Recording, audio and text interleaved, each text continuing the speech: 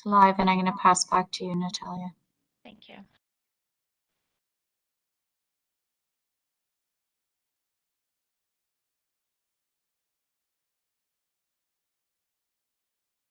Just verify the live stream didn't drop.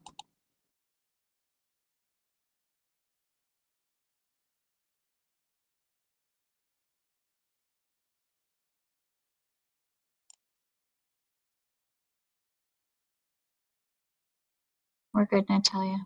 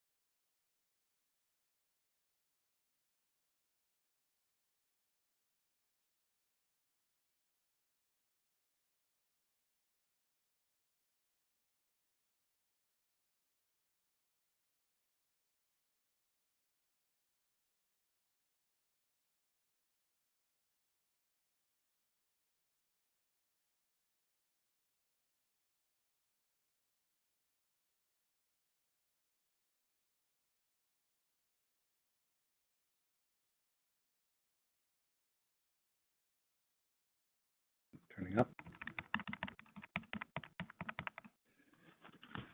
Good afternoon, everyone. Welcome to the City Waterloo Council meeting for Monday, September 27th, 2021 at 2 p.m. in the afternoon. Could I start with a roll call, please, beginning with Ward 1? Good afternoon, Councillor Hanmer present. Councillor Bodley present. Councillor Veith present. Councillor Freeman present. Councillor Henry present. Labonago present. And the mayor is present too. We would like to begin by acknowledging that the land on which we are broadcasting from today, and many of us are gathering on, is the land traditionally used by the Haudenosaunee, Anishinaabe, and Neutral people. We also acknowledge the enduring presence and deep traditional knowledge and philosophies of the Indigenous people with whom we share this land today. And hopefully many of our listeners were able to take advantage of the powwow that St. Paul's held virtually on Saturday via Facebook. A moment of reflection.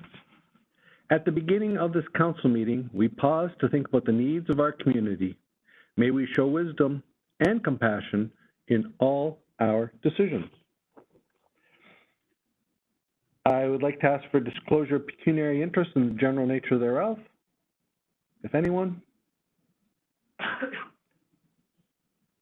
Hearing none, I would just like to note to our audience that item 11A has been removed. Item 11A was the 2022 parking rates. That will come back to council at a later meeting. We move on to item 9 in our consent in our agenda, which is the consent motion. There's one item on the consent motion, the traffic and parking bylaw amendments for various locations. And I'd like to ask Ward 1, Ward 2 to well, first I'll ask anybody has any questions on the consent item. Hearing none, I will ask Ward 1, Ward 2 to consider taking us forward. Councillor Hanmer, I move that we accept the consent item and I vote in favor. Excuse me, Councillor Bodley will second the consent item and vote in favor as well. Councillor Veith in favour. Councillor Freeman in favor. Councillor Henry in favor. Labonago in favour. And the mayor's in favor too. That carries unanimously. Skipping forward, moved on to item 11B, which is the fireworks bylaw update.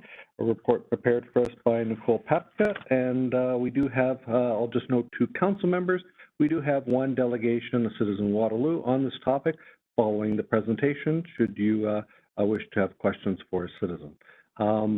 With that, I will turn it over to Nicole. Thank you, Mayor Jaworski. Good afternoon, Mayor Jaworski and Council.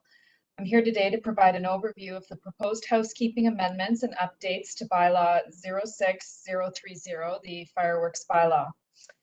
At the May 31st meeting, Council requested staff to review the bylaw and report back with recommendations. Consultation was conducted with various divisions within community services, including community programming and outreach and Waterloo Fire Rescue. A municipal scan was conducted of both local and several municipalities of a similar size to Waterloo throughout the province. Informal community feedback was considered based on complaints we received related to family fireworks after the Victoria Day weekend of this year. As a history, the fireworks bylaw was last updated in 2006, and at that time, restrictions to family fireworks were eased based on the input from the community at that time. A larger number of complaints were received to municipal enforcement and to the Waterloo Regional Police Service after the Victoria Day weekend in 2021. These complaints were related to disturbances late at night and the noise associated with them, in addition to the use of fireworks without permission on private properties such as at schools and parks. There is an expectation that enforcement staff will stop these kind of occurrences. There are often challenges to do so, as those participating usually disperse quickly, as well as multiple complaints at various locations during a similar time frame. In understanding the balance of the enjoyment of family fireworks and the challenges such as noise and distress to people and pets, there are several key recommendations noted in the report. Those recommendations are to change the permitted fireworks timeframes from 7 days before and after until for 1 day before and 1 day after Canada Day, Victoria Day, and to permit family fireworks during the recognized duration of the holidays of the Lunar New Year and Diwali. The other recommendation is that fireworks only be permitted to be set off until 11 p.m. on those days. The third recommendation would be that fireworks would not be permitted if the fire chief declares the city of Waterloo a restricted fire zone. In addition, this is not actually part of the bylaw, but a public education campaign would be initiated to minimize the human impact for fireworks near environmentally sensitive areas. Communications in advance of the next holiday would support these proposed improvements, in addition to encouraging all citizens in the city of Waterloo to be a good neighbor while using family fireworks. That is the end of my presentation, if there are any questions. Thank you very much, Nicole. I'll check for councillors to see if they have any questions at this time, noting again that we do have a delegation on this topic. Please go ahead, Councillor Bonagor. Thank you, Mayor Jaworski, and thank you, Ms. Papke, for bringing this forward. I'm sure a lot of residents will be interested. I just did have a question, and you've already alluded to it a little bit, that it can be hard to enforce. So I'm wondering if you've got any information or suggestions for what residents can do should they be, should someone be setting off fireworks near them, even kind of outside of the possibly these new times that are permitted? Through you, Chair. Thank you, Councillor Bonagor. We certainly would look at, in advance of any holidays, potentially having a little more staff available on those days, especially during the implementation, should the recommendations be improved. One of the other areas we would also look at is having the schools potentially provide some security on their properties, at least again in the beginning of this these proposed recommendations. There is a lot of activity on school property, and they do have security, and potentially we could liaise with them in order to mitigate those that are trespassing and taking advantage of the empty property and the schools being closed. It is challenging because often citizens will hear fireworks and not be entirely sure of the location. So again, if that can be ascertained before a call comes in, again, it is challenging because the noise from fireworks does tend to carry. But that would be one of the things we could use if we were attempting to investigate that. Okay, thank you. Thanks very much. I'll go over to Councillor Hanmer next, please.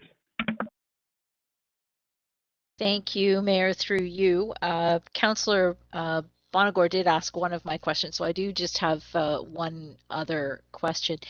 Ms. Papke, when we were talking about it back in May, there was to be some consideration if there were any other holidays that typically are signified by fireworks. And I'm presuming from the report that you've prepared together that the holidays that we already recognize are really the only ones.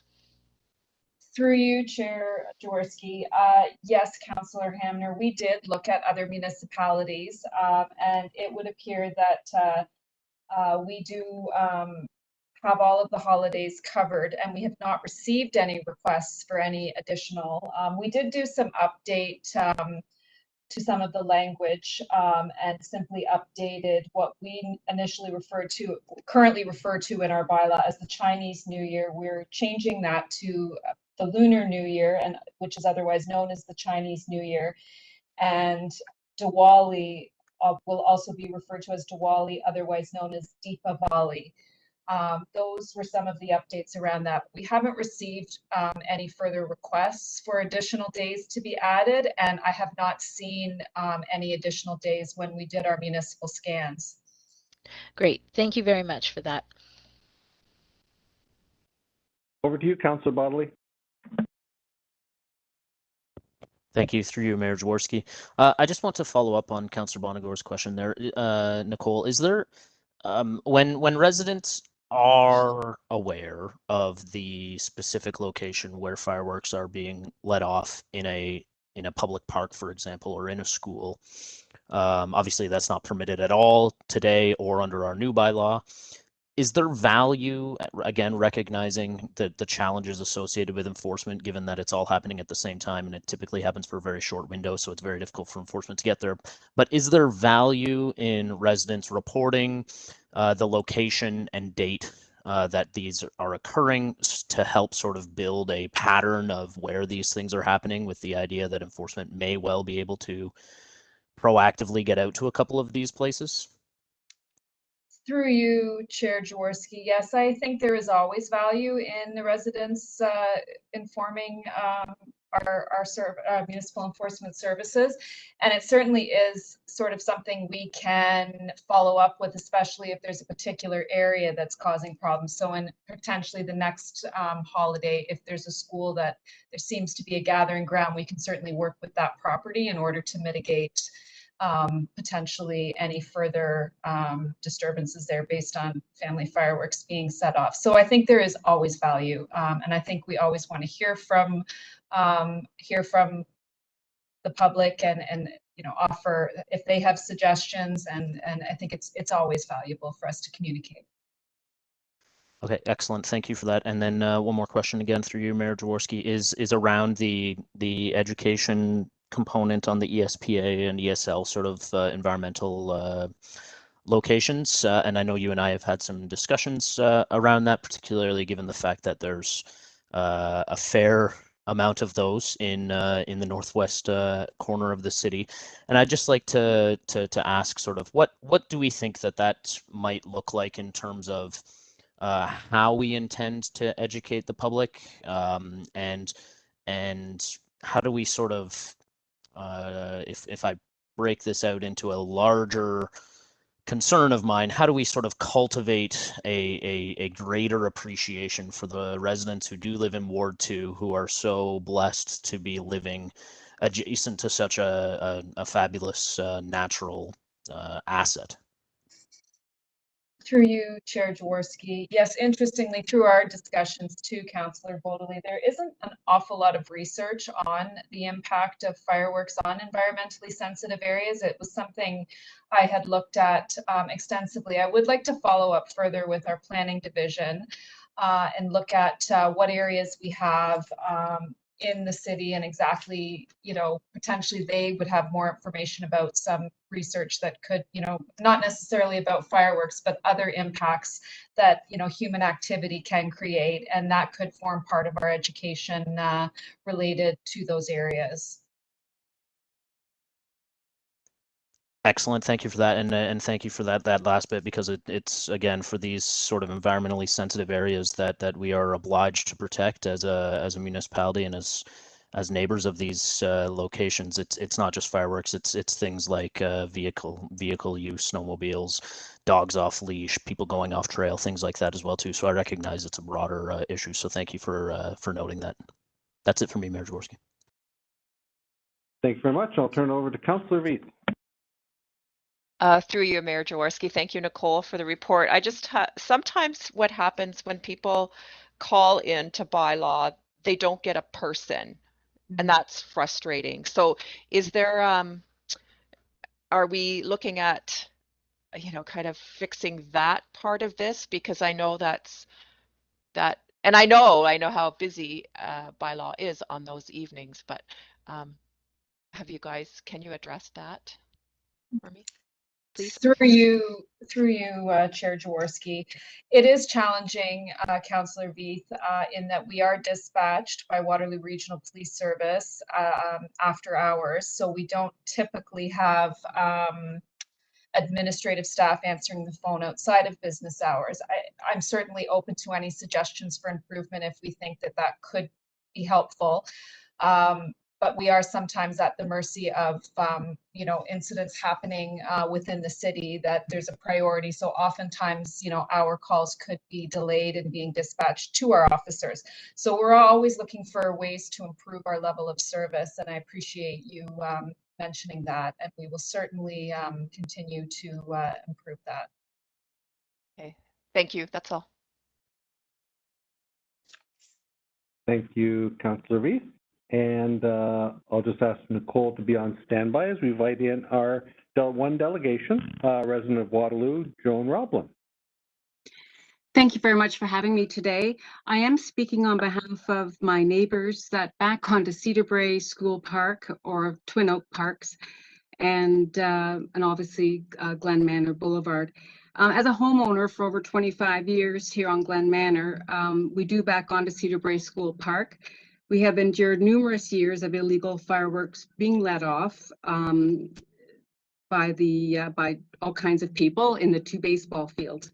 It has escalated these past 3 to 4 years. It starts about 7 days before and it continues for the same 7 days after. We are now experiencing actually 35 to 50 people minimum and more on May the 24th and July 1st weekends. And that's happened for the past 2 years now. This year, it's been very much out of control with people bringing crates of fireworks to the diamonds and holding organized firework displays. We do engage with bylaw, but again, like everyone has mentioned, it was very difficult to get through to bylaw. We were put on hold for over an hour. And unfortunately, due to the demands on the workforce, they were not able to attend this until potentially way after, and we were never made aware of that. The parking lot, the Cedar Brae School was jammed with cars of people coming. So obviously it was an organized event. And again, neighbors from the Sunnydale community and throughout the neighborhood, people were walking over to enjoy the fireworks being put on. These festivities don't stop just at 11 o'clock p.m. They continue in various fashions and various groups until 2 to 3 o'clock in the morning. This year, we even had fireworks being thrown into our backyard. And obviously the young people feel it's great to run after each other and throw fireworks at each other that are lit. And they aren't firecrackers. We have an 11-year-old dog who obviously is so traumatized. She still will not walk down the path at the park after dinner for her nightly walks because she knows where the bangs come from. I feel what's more important is to come to the table with some recommendations and potential solutions. And obviously one was being the limit of fireworks to 3 days, the day before, the day of, and the day after. So I applaud the city for coming up with this recommendation and definitely endorse it. Along with that, though, is limiting the sale of fireworks to either the same time frame or at the very most 5 days before. And that is obviously something that the powers to be like yourselves would have to look at and take on. Cedar Brae School Park must have security from 8 to 12 midnight over the 3 days of May 24 and July 1st to help reinforce the education of the no firework ban that's not allowed in parks, it being illegal. Another recommendation is reviewing past calls of past years. So for instance, this year, May 24 and July the 1st, reviewing the calls that come into bylaw during this period and identifying the parks that need to be monitored to reinforce the illegal activity. So where are the hot spots that are continuously being, having the fireworks being displayed there? Education of the bylaw changes. I realize education is the priority, but again, it has to be done consistently and with a good time frame in advance. So at least 2 months where we're using all media channels in order to educate the public and help them understand, what the potential legalities are and what's allowed and basically what's not allowed, and what the repercussions could be as a result of not abiding by. Also contacting community associations. Again, I just know the Sunnydale Community Association is just around the corner. And again, getting them involved and helping them educate and spread the word as to what is allowed with respect to fireworks. Anyone contravening these laws and bylaws, they must be fined. And I think we have to leave it, due to the severity thereof. And again, how many times are they being told not to do something? Sometimes it has to come with a heavy hand in order to make people remember what we are allowed to do legally and not legally. The city of Waterloo, potentially, they could organize a firework display at the Waterloo Park, which will also send a message, around the control of fireworks. And I realize that I think there's a lot of agreement in the fact that since we no longer have the Columbia Lake fireworks, there have definitely been an increase of individuals and groups doing their own thing, and perhaps that's what has created, people doing more fireworks within the parks. So those are actually the research of the sale as well on noiseless fireworks. I realize there are some communities, I believe up north around the Lake Huron area, that are investigating that, or even the Muskoka area. So those are our 8 recommendations. So I thank you very much for allowing me to share what experiences we have and the recommendations, and trust that in 2022, there'll be no fireworks displays at the Cedar Brae School. Thank you. Thank you very much, Joan, for your well-articulated presentation with many points. And I do believe we've received emails from you as you're telling your story. It sounded incredibly familiar to me and to Councillor Aviv. Let me just check to see if anybody has any questions on your presentation for clarification before I turn over to Councillor Aviv. And I don't see any hands up at this point, Councillor Aviv, so I'll turn it over to you. Through you, Mayor Jaworski, I just want to say thank you, Joan, for coming today. Your recommendations are great, and I know we've had pretty tense conversations over the phone, but I'm really grateful that you've articulated your concerns and brought it to a public meeting like this. And I do want you to know that I'm pretty sure what you've said is happening in other areas as well. So again, that's all. Just thank you so much for coming, and yeah, have a great rest of the day. Thanks, Angela. Thank you, Mayor Jaworski. Yeah, I think it is certainly a challenge with years gone by where fireworks were, in my memory, even a lot smaller. Nobody remember things were greater fireworks back then, but remember them being small, like 15 feet in the air or something like that, and that's not the case anymore. It's just amazing how large these home fireworks shows have, shows is the right thing. It's not home fireworks anymore, it's a show, have gotten out of hand. So certainly well appreciated by us, Joan, and for that I mean all the ward councillors and I and staff. And we're going to have some continued discussion, but I have no further questions for you at this time. So thank you very much, Joan, for showing up. Thank you very much. And with that, I know Councillor Bonagor has her hand up for a question. Please go ahead, Councillor Bonagor. Thank you, Mayor Jaworski, and thank you to Joan. I mean, your frustrations really are felt by residents right across the city. I can certainly attest to hearing from a lot of people in Ward 7. So for Ms. Papke, I just wanted to follow up on one of the points that the resident raised, and it's regarding sales of fireworks. I was just wondering if you could tell us if it was considered to kind of shorten the period of permitted sales in the city, or if there was perhaps some capacity to require posting of permitted fireworks dates at locations of sale or anything like that. Through you, Chair Jaworski, currently in the bylaw, the permissions for the sale of family fireworks are the 7-day period preceding Victoria Day and Canada Day. So that could be updated. It doesn't actually include some of the other days that are permitted.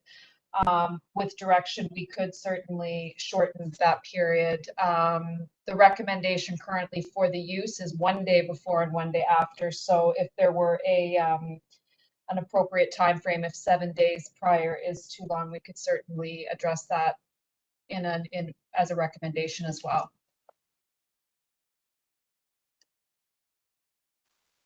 And just to, sorry, follow up on that second part of my question, is there any capacity to kind of require by locations of sale to maybe just say that these are the dates that they're permitted for use, so that people buying them realize that this is the new time for permitted use? I think through education, and we have a relationship, and Chief Heptich is here as well, and has a relationship with the National Fireworks Council. We could certainly check in with them for some further safe practices and suggestions in terms of the sale and use as well. Thank you. That's all from me, Mayor. Yeah, you know, that's an interesting point. I would say there's probably a number of us who've heard fireworks even over this past weekend when sale of fireworks hasn't happened in any recent times, and never mind with the borders, you can always get it, quote, next door, so to speak. But maybe there's an opportunity, Nicole, for us, the collective us, the City of Waterloo, to write a letter indicating our constraining of fireworks because of the concerns in our community, and urging them to maybe take some action in looking at urban fireworks. So that really is the issue, right? If you're out in a farm, that's not a big deal, but in the urban environment, there really needs to be something different or even eliminated. I think that our resident brought up the fact that maybe the city could have some fireworks somewhere. Over the past weekend, we had some great success with a drone show that we were finally able to offer to the community, and it was spectacular and very well received, and no smoke and no noise, so just beautiful to see. So maybe that's something we can do further with respect to the Fireworks Council, or whatever you said, Nicole.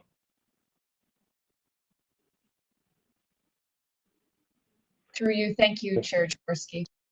Yeah, and I'm just looking for any further questions on this topic. We have a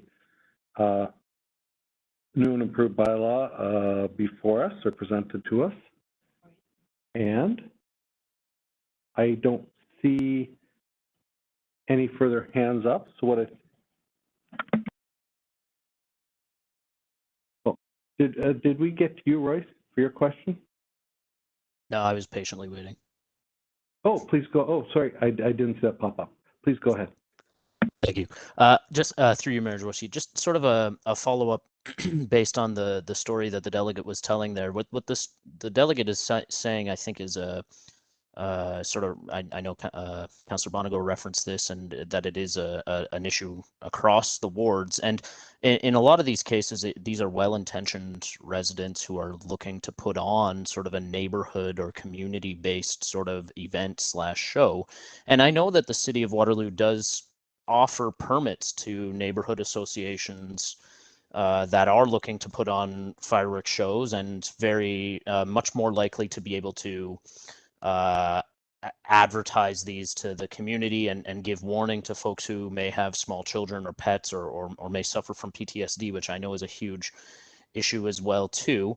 But then it strikes me that on the flip side of that is that if some resident sees an actual official show, say in Cedar Brae Park or in Laurelwood Park or what have you, that then that might make it more likely for the unofficial shows to occur. So I'm wondering if there were any conversations on from the education side of things with our neighborhoods team about, you know, attending, if we were attending Cedar Brae from an enforcement perspective, to say like, hey, there's a route that you could go to theoretically put this together officially and follow the rules.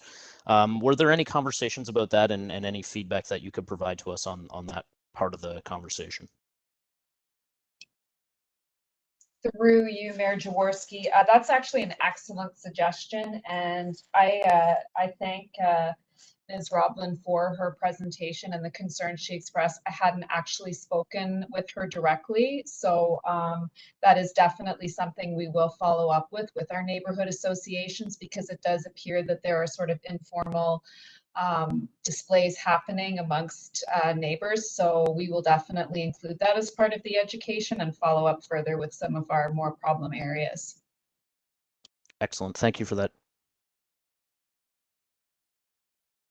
Thank you. I'll just pause a second for any final questions.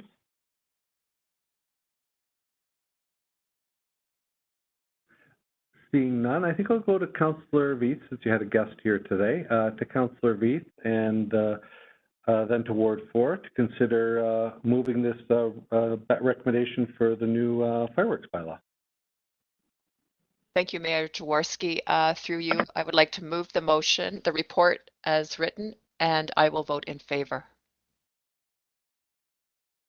Councillor Freeman will second the motion and also vote in favor. Councillor Henry, in favor? Councillor Bonigo, in favor. Councillor Hanmer, in favor. Councillor Bodley, in favor. And the mayor's in favor too. That carries unanimously. Thank you very much, Nicole, for your team's report and investigation into this. I think it goes a fairly long way on paper. We'll see how far it goes in practice, but we do what we can, and we try and make progress. So, and then while I have you on the line, very much thank you to your team for this past weekend for homecoming. It was quite literally beyond my wildest dreams in terms of how calm it was. And thank you for your commentary to the media. It very well spoken and very well informed. So thank you very much, Nicole. Thank you. You're welcome. So with that, and thank you, Joan, for coming in. With that, we move on to item C, Corporate Greenhouse Gas and Energy Roadmap, Phase 1. Report prepared for us by Scott Prevost, our Manager of Energy Programs. And I think we'll invite Scott in now at this time. Thank you, and through you, Mayor Jaworski, I believe Sunda was going to speak first to the first couple slides, and then I will take it from there. Excellent. Well, welcome, Sunda.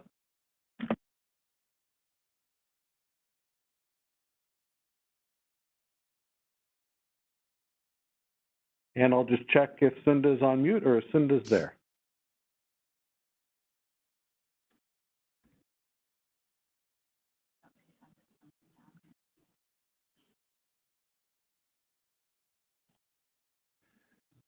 One moment, please.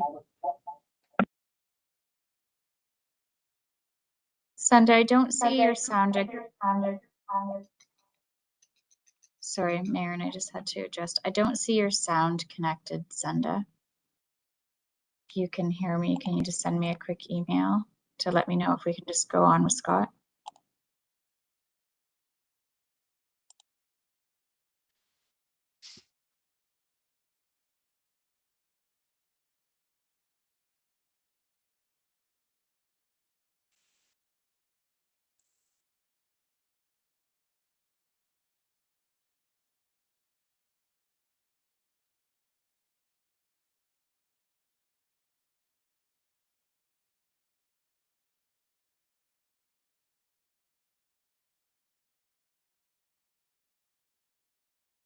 I just heard from Sunda and he's having some technical difficulty, so I can take the presentation from here.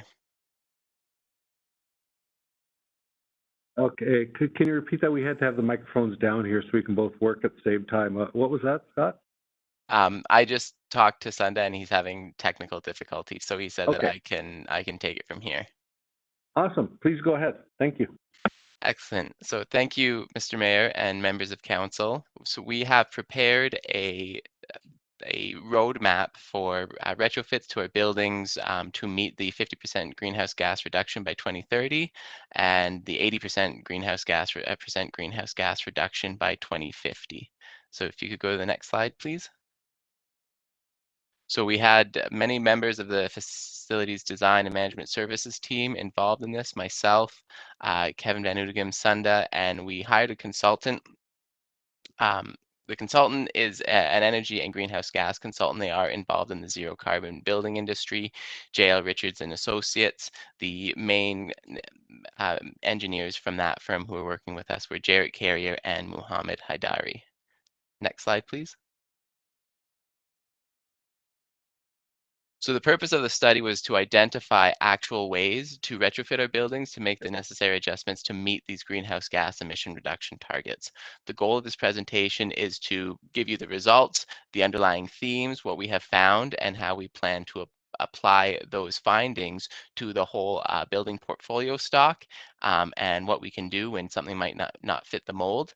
But we are presenting a path forward that can achieve those reductions.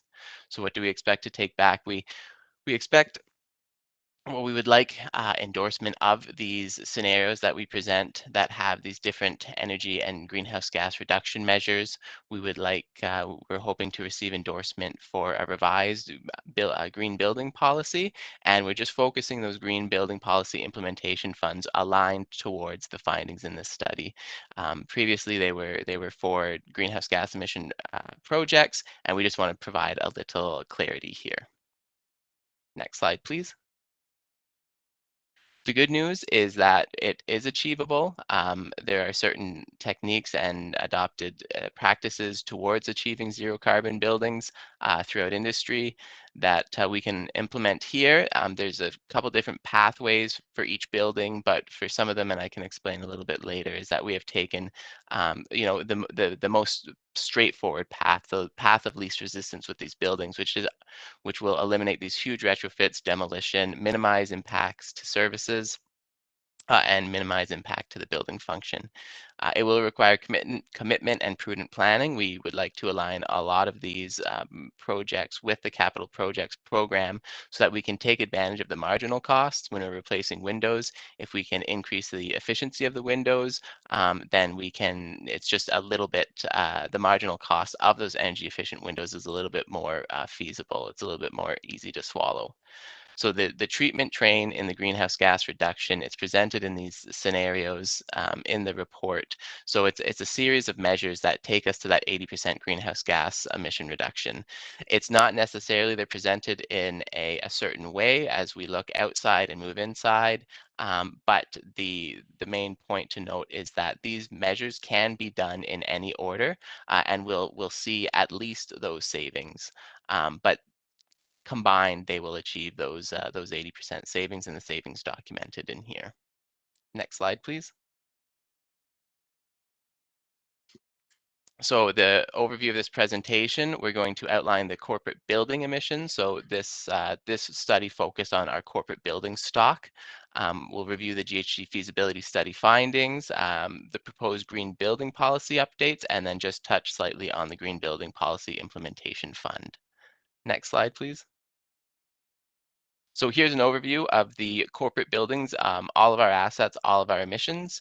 So this is prepared by a consultant to adhere to ministry reporting. So the buildings, as we can see, that's 70%. So 70% of all corporate City of Waterloo GHG emissions are due to buildings. It's from consumption of natural gas and consumption of electricity. The two energy sources are those sources of the greenhouse gas emissions. So that's what we're focusing on in this report, and then you can see the other aspects and components contributing to the GHG emission there. But the bulk, as you can see, is from the building. So tackling those is important. Next slide, please. So here's a year-over-year greenhouse gas emission profile. So as you can see, it's broken there. The orange is natural gas emissions contribution, and the blue is GHG emission contributions from electricity. So, and the percent there is just showing the percent reduction. So we started at 100% in 2010, and 2011 we're down 4%. So that's how you read that slide. Even now in 2019, you can see that the majority of the building emissions are due to natural gas, and we've got that small slice of electricity, and that's because the Ontario electricity grid is not carbon intense. And then you can see our 80% target there. So we need to focus on electrification and fuel switching away from natural gas, and I'll bring that up later in the report here. Next slide, please. So we chose 5 buildings, and we classified those 5 buildings into different archetypes. They these 15 buildings represent approximately 90% of building greenhouse gas emissions. So the buildings we specifically picked are on the left: AMCC, RIM, Fire Station 2, Waterloo City Centre, and Waterloo Public Library main branch. And we classified them according to the archetype recreation, fire station, office, library. So these are similar buildings and similar use, function, and building systems. So the mechanical, HVAC, electrical, and the building exterior, walls, roofs. So those are also come into play, but we've just grouped them by the type of function of the building. And we use those archetypes to extrapolate the findings to those other buildings, so we weren't looking at all the buildings simultaneously. Next slide, please. So the approach in the scenario as it's laid out, we look at the building envelope enclosure. So we want to minimize the amount of heat loss, heat gain, outdoor air that's getting into the building. We want to maximize, optimize the electrical systems and controls. So those are things like LED lightings, variable speed drives, control sequences. The mechanical systems, those are the actual equipment delivering the heating, cooling, ventilation to the space, and the refrigeration, which is all the ice in the arenas. And then lastly, renewable energy, which in this is solar photovoltaic. So those are generating electricity for the buildings. And as we switch to electric sourced heating, that becomes a big part of that. Next slide, please. So this is the findings from one of the buildings that we looked at, AMCC. And so this is the waterfall graph showing the reduction of greenhouse gas emissions by implementing certain measures. So the measures are along the bottom there. So controls, glazing, that's replacement of windows and doors. ERV, that's energy recovery. Air source heat pump. So the relative height of that, of the green bars, shows that relative greenhouse gas emission reduction impact. So we can see the two that I want to highlight here are the middle bar that has 48% underneath it. Below is air source heat pump, ASHP, and then the other bar, which is 20%, which is electric domestic hot water and heat recovery. Those affect the greenhouse gas emissions to such a large extent because they are converting natural gas-based heating to electric-based heating. And as we get on to the last measure, the 13% remaining emissions, those are emissions due to carbon associated with Ontario electricity grid. So the natural gas-fired power plants, like the one you see, there's one off of Highway 401 in Milton, those are contributing to greenhouse gas emissions of the Ontario electricity grid. Next slide, please. So we looked at these individual measures, And we estimated the greenhouse gas savings, or the consultant estimated those, and then we looked at the implementation costs. We look at a like-for-like cost. So we have to replace the windows, we have to replace the lights, we have to replace the mechanical equipment. So we can look at that incremental cost of moving from that greenhouse gas, that carbon intense system, to a system that uses less energy and reduces those greenhouse gas emissions. And on the furthest right column, the greenhouse gas dollars per ton, that's how many, that column represents the impact, the financial impact of those measures. So it's relating it to greenhouse gas emissions. So if we look at 600 and 3900, those two highlighted cells, those are, so for every $600 we spend implementing that, we will save 1 ton of greenhouse gas emissions in that year. So, and then it just continues to save year over year. So the air source heat pump, switching away from natural gas heating to electric, and again, the electric water heating and heat recovery, we are switching away from natural gas, or we're offsetting natural gas completely. So those are two really important concepts here, that we want to switch away from natural gas, we want to electrify our heating systems, and basically recover free energy whenever we can. So those compared to the roofing, which has a higher dollars per ton, $120,000 almost for every ton of greenhouse gas emissions saved. Next slide, please. So what is an air source heat pump? When people think of electric heating, they usually think of baseboard, those linear electric heaters that get so hot that they start to smell when they're heating up, because it's literally a hot metal running with electric current running through it. So an air source heat pump is your air conditioner working in reverse. So this is your air conditioner working in cooling mode. So we've got the space to be cooled, it's removing heat through your furnace, and it rejects it to your outdoor AC unit. You'll see those all around, they make that humming noise. So this system, it's acting to cool your house or the space. If you reverse the mechanics inside, it will actually heat it. So when you stick your hand over that in the middle of the summer, the air coming out of that unit outside is hot. For the same principles, you want to basically draw that air in and direct it to the space in heating mode. So, and I've just flipped this in the next slide, please.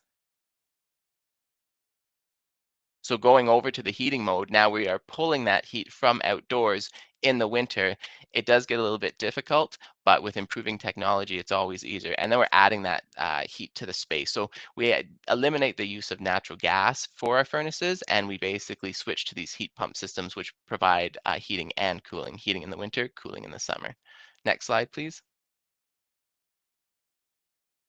So here is a chart comparing electric versus natural gas heating. And where this comes into play is when the assumption is that natural gas heating is always much less expensive than electric heating. That is the case when you're looking at electric resistive heating. So those lines with the circular dots on them, those represent electric-based heating systems. The lines with the squares on them represent natural gas-based heating systems. So what we're proposing with these air source heat pumps is represented by that blue line.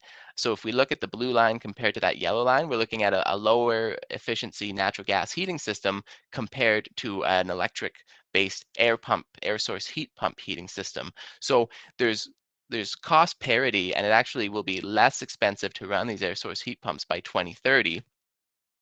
Assuming no major changes in carbon pricing and electricity pricing. This takes into account inflation and increases. But that kind of shows you that it's not as there's not as far of a gap as some people may think. At the bottom, we've got ground source heat pumps. So those are geothermal fields. When you install one of those, you still have an electric-based heating system. Those are the least costly to operate. So those are the most efficient, but they are also high capital and require a high capital investment, replace the systems, drill. There's all sorts of things to consider with geothermal as well. Next slide, please. So at the end of this, for those 5 facilities, we have established a cost premium, a range of cost premium, and then we normalized it to the area of the facility, which is how we extrapolated it. So for recreation type facilities, you can see there that for an extra $422 to $527 per square meter of area, That's how much you would have to spend in order to save those greenhouse gas, as I outlined in those scenarios, to meet those 80% and 50% reduction. So that's a blended rate. So that includes all the building envelope, the mechanical, the fuel switching, the renewable. So we can strategically choose which measures to implement that have a high ROI, that save GHGs, so that we don't have to take those big projects, such as building envelope, all up front and bear the brunt of those with high capital cost but low GHG reductions. And then the rightmost column is the savings per ton, where we've got the dollars per ton. So we invest in recreation, we invest $16,900, we save 1 ton of GHG. So we use these costs to extrapolate to the other 15 facilities that fit that archetype. Next slide, please. So this is our summary table, and that shows those 15 facilities that we grouped into those archetypes with the total area, the greenhouse gas emissions, the savings percent, so combined, and then that total GHG premium cost range. So the cost above and beyond what the building already requires for maintenance and capital projects. So we're looking somewhere between 36.5 million to 45 million. And these are approximate numbers. We're starting at a high level here, and then we will refine these as we get into specifics and the mechanics of how each system works. These are Class D estimates that are shown in this table here. So this is the culmination of all the findings for the facilities as we have extrapolated those. And the facilities and buildings that don't fit that archetype, we can use similar ideas and principles for the mechanical systems present in these archetypes to apply to those buildings that aren't represented here or don't fit this archetype mold. Next slide, please. So based on those findings, we would like to update the green building policy. We would like your endorsement to update the green building policy to align new construction or expansions with zero carbon building standards. So when we add a building, the greenhouse gas emissions of the corporate building stock increase, and we're pegging that to that fixed 2010 value. So while some buildings will be removed and we will lose emissions that way just by decommissioning buildings, new buildings will add greenhouse gas emissions. And the important thing, one of the items to note here is that new construction zero carbon buildings can have financial returns greater than 0%. So they might be 1 to the 5% when you're building a new building to energy and greenhouse gas efficiency standards.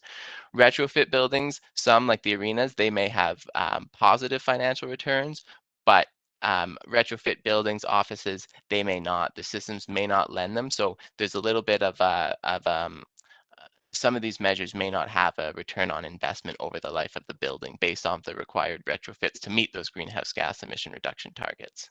Next slide, please. And then with that, we plan on using the Green Building Policy Implementation Fund. It will be aligned with capital replacement projects to minimize those costs and take advantage of the marginal cost. And we're going to utilize those funds along with the previously identified with these strategic measures identified in the report, high impact GHG measures with low dollars per ton, which really speaks to electrification of our heating systems, getting away from natural gas towards electric based, and high ROI measures, LED lighting, controls, energy recovery. For each energy project, there's always that balance of dollars per tons of GHG savings, the financial return, and the strategic alignment. So we're always considering those when we look at these projects. Next slide, please. And that concludes the presentation. And if anyone has any questions, we can open up the floor.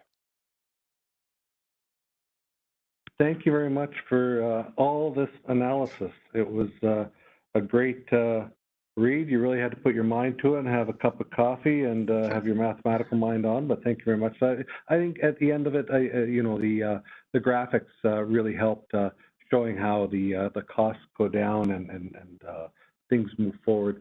While I wait for questions here, I see one's popped up. Just more of a clarification. So on one Memorial Rec Complex there in one of your graphics, say page 16, it showed like the approximate cost is somewhere in the $8 million range of investment that would need to go into there. yet we have new extensions on there. And I realize it's a bit of an unfair question. We're changing our green building policies, but how much of that might be oriented towards the new buildings, or that was out of scope in the analysis here? You're talking about the 1993 building solely. Thank you, and through you, Mayor Jaworski. Just to clarify, are you referring to the rec complex and Eastside Branch Library expansions? Oh, sorry. Yeah, I'm just talking about the rec complex and the gymnasium and the other building on the other side for the adult rec complex. So all along Father David Bauer Drive, it will now be the 3 buildings. I just wonder aloud how much we might need to invest in the future in those other new buildings. Right. So those, if you know, and I think it's out of scope. Right, and I'll kind of give 2 answers. One is that those buildings contain systems that naturally lend themselves. So they're energy efficient, and they already perform better according to our green building policy. But to take those, say, to a 0 carbon building, they already contain systems within them that can integrate easily the mechanical and electrical systems that will make it much easier to make those buildings 0 carbon. And for the original facilities, those would follow along those lines as were identified in the report. So you almost have a lower threshold for those new facilities because they would require less. Excellent, good to hear. Yeah, that was my question. You nailed it. Thank you. Over to you, Councillor Bonagor. Thank you, and through you, Mayor Jaworski. First of all, I just want to say I loved this report, and I just thought it was a great way to present information. I really appreciate the breakdown of the like-for-like replacement versus the green upgrades. I really liked how you spelled out the GHG savings that each change would represent. And I just think it was a really informative way to assess the information. And looking, at least for myself, I think this kind of detail and this kind of analysis would really help make decisions during budgets. So if you were looking for some kind of council endorsement for this approach, you've got it from me. I've got a couple of questions though. So first of all, sorry for not asking these in advance. I've been dealing with some technical issues. But when I'm looking at how you explain how the process might roll out in terms of kind of the order of project, it looked like for some buildings, you know, you're saying some improvements would be done when they align with capital projects or when they're feasible.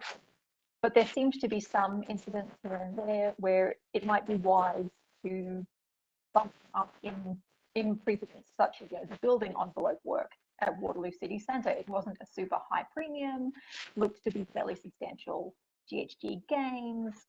I'm just wondering, like, when this would come to council, and should these eventually come to council, would they come with kind of parameters or guidance to help assist, just to work out when one specific project should rise in importance for a facility? Through you, Mayor Jaworski, to Council Bonagor.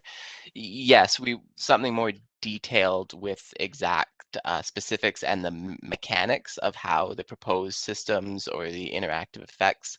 So when these scenarios were modeled, the general approach, the historic approach, is to improve your windows, your walls, your roof to minimize the heat loss and gain. And so now you don't need as much heating, you don't need as much cooling.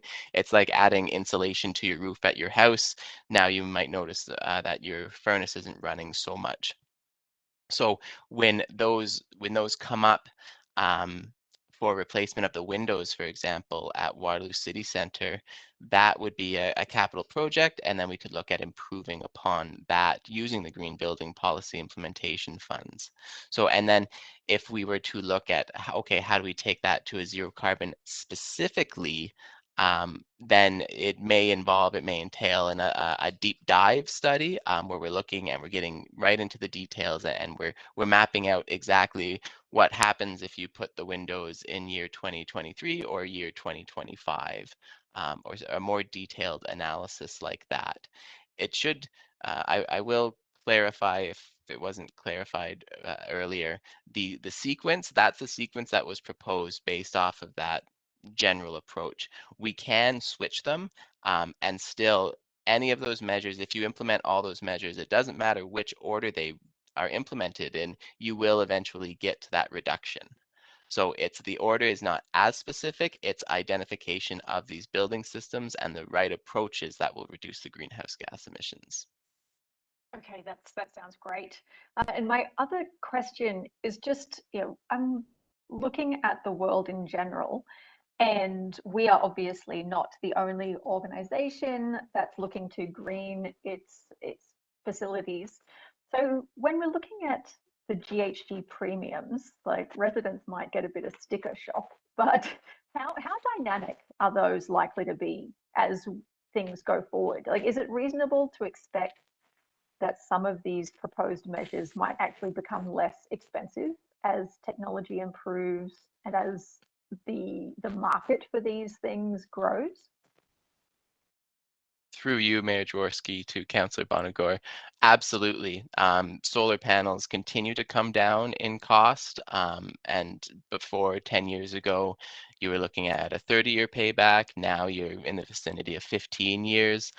So as the system, as the industry moves towards this, so moves towards these air source heat pumps and geothermal installations, installation costs will could be expected to come down as the industry becomes more familiar with this technology and types of projects.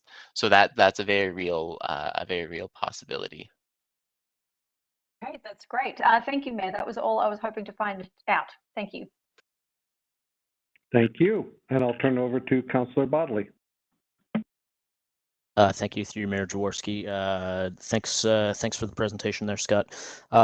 Two questions. One is, knowing that my understanding is that you've had a fair amount of conversations with some of the folks on the Sustainability Advisory Committee, with which we have some expertise on these topics. I'm wondering if maybe you could share some of the insight from the conversations that you've had with them. Through you, Mayor Jaworski, to Councillor Bodley, absolutely. So talking to the Sustainability Advisory Committee, they reviewed the report and going through the consultants' versions of the reports too, to make sure that everything is tidied up. We're all on the same page. Electrification, so switching away from natural gas, these principles to tighten your building envelope when it makes sense. So we're in a municipal environment. We have so many priorities, we have so many needs. So what need can be addressed to serve the function of the building, and then how do we layer that energy greenhouse gas piece on top of that?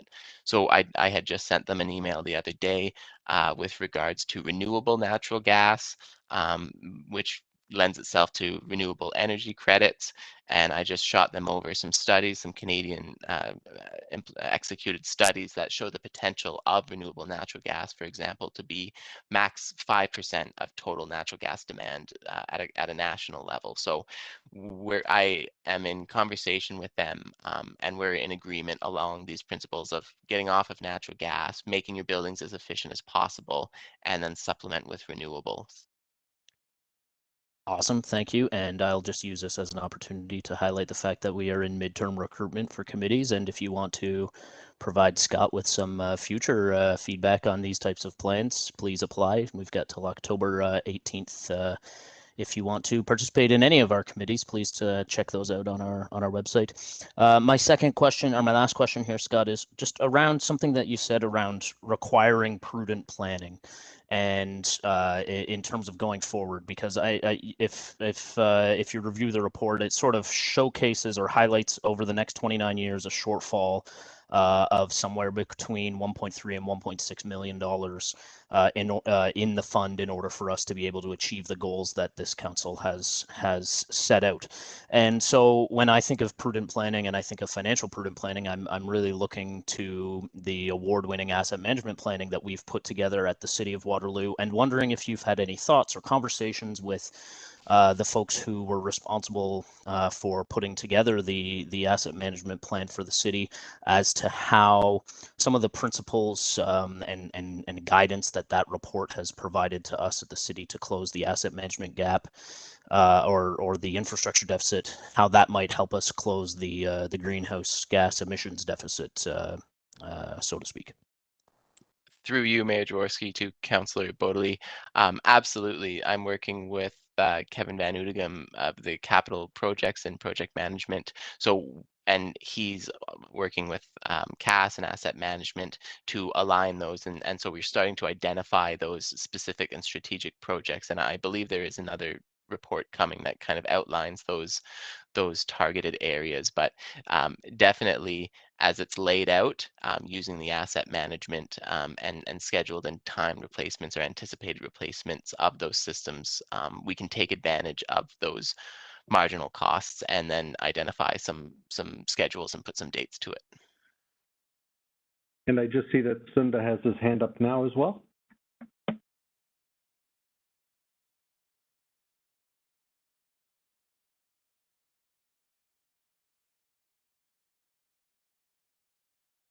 Sorry, Sunda, I have to unmute. Sorry, I have to unmute you, Sunda, and then you. Sorry, Natalia, can you unmute Sunda?